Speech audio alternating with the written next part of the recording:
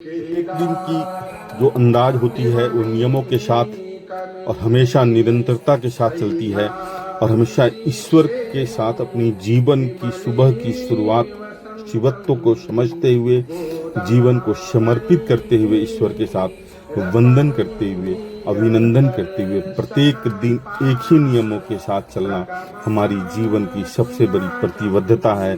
और मैं प्रत्येक दिन इसी तरह माँ भगवती के चरणों में वंदन करते हुए अपनी सुबह की शुरुआत करता हूँ, क्योंकि आशीष और आशीष की महत्ता सनातन में बहुत ही है और हमारे ईश्वर के साथ समर्पण होकर अपने जीवन को निरंतरता के साथ चलना हमारी सबसे बड़ी प्रतिबद्धता है। और मैं इसी नियमों के साथ अपनी सुबह की शुरुआत नित्य कर्मों के साथ वंदन करते हुए मैं गंगा के पास जाता हूँ और अपनी सुबह की वंदनीय शब्दों के साथ स्नेहात्मक शब्दों के साथ रहने की प्रतिबद्धता अपने अंतःमनन में मैं करता हूँ और प्रकृति के समझते हुए प्रकृति के करीब अपने जीवन की सारी विचारों को समर्पित करते हुए अपने शरीर पर नित्य नियमों में फिट रहना, एक्सरसाइज करना, योग करना हमारी जीवन की सबसे बड़ी विचार और सबसे बड़ी प्रतिबद्धता है। मोटिवेशन कुछ भी काम नहीं करता है।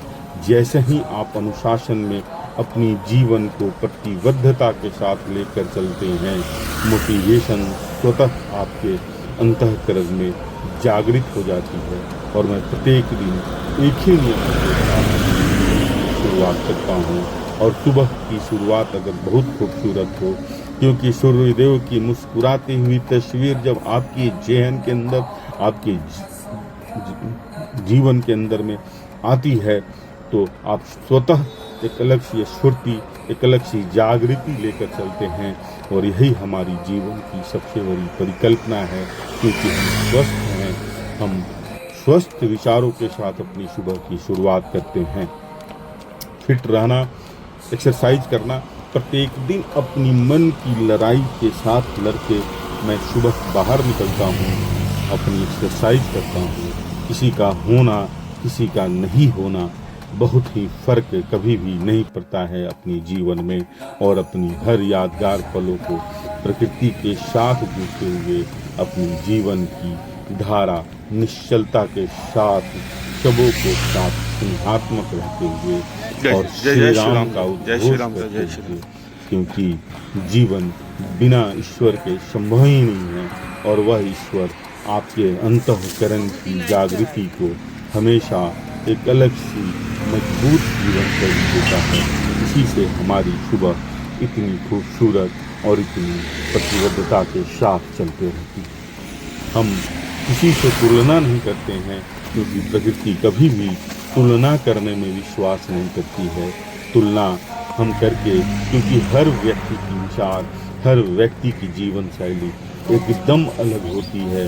जब किसी का चेहरा नहीं मिलता है तो किसी की विचार कैसे जय श्री राम। इसलिए हमेशा स्नेहात्मक रहना जरूरी होता है।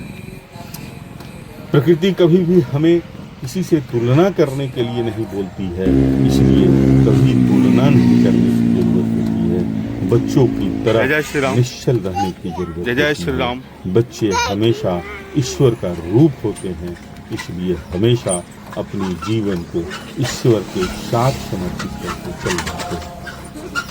यह सब उसी समय होगा जब नित्य नियमों के साथ अपनी जीवन की धारा निरंतरता के साथ लेकर चलेंगे और सभी के साथ कुछ न कुछ प्रेरणा लेते रहेंगे। मैं बार बार एक बात बोलता हूँ, जीवन में कभी भी किसी का शिक्षक न बने। शिक्षक बनने से सभी आपसे दूर होते हैं।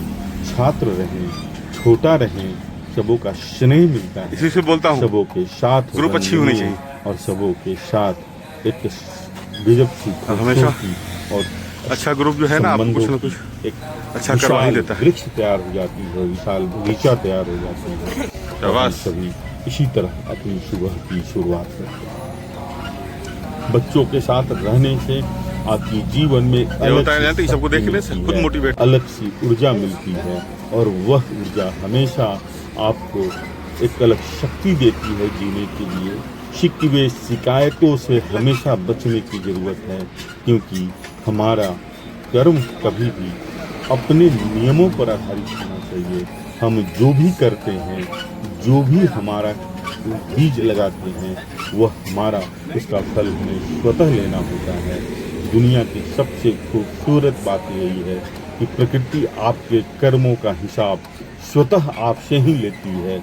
अगर आप बीज मकई का बोते हैं, बीज गेहूं का बोते हैं, तो वह कभी भी धान नहीं हो सकता है, कभी भी आम नहीं हो सकता है। इसलिए अपने कर्मों को सही से फलीभूत करने के लिए नियमित और नियम के साथ जीवन शैली के लिए चलाने की जरूरत होती है।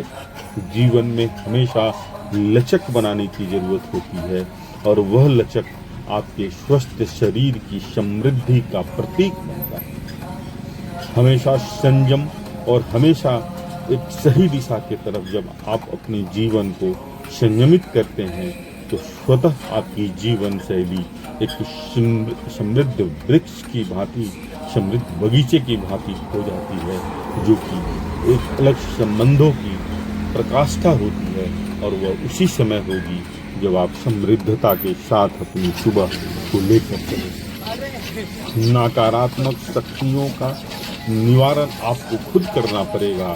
सकारात्मक शक्तियों की बीज की अंकुरण आपको स्वतः करनी पड़ेगी। बहुतों की बातों का जवाब नहीं देना होगा, क्योंकि हम स्वतः के जवाबदेह बनने की जरूरत होती है। बहुतों की कार्यशैली पर टीका टिप्पणी करने की कभी भी जरूरत नहीं होती है। हम जब तक स्वतः की समीक्षा नहीं करेंगे, जब उस समय हमारी संबंधों की खूबसूरत बगीचा तैयार नहीं हो।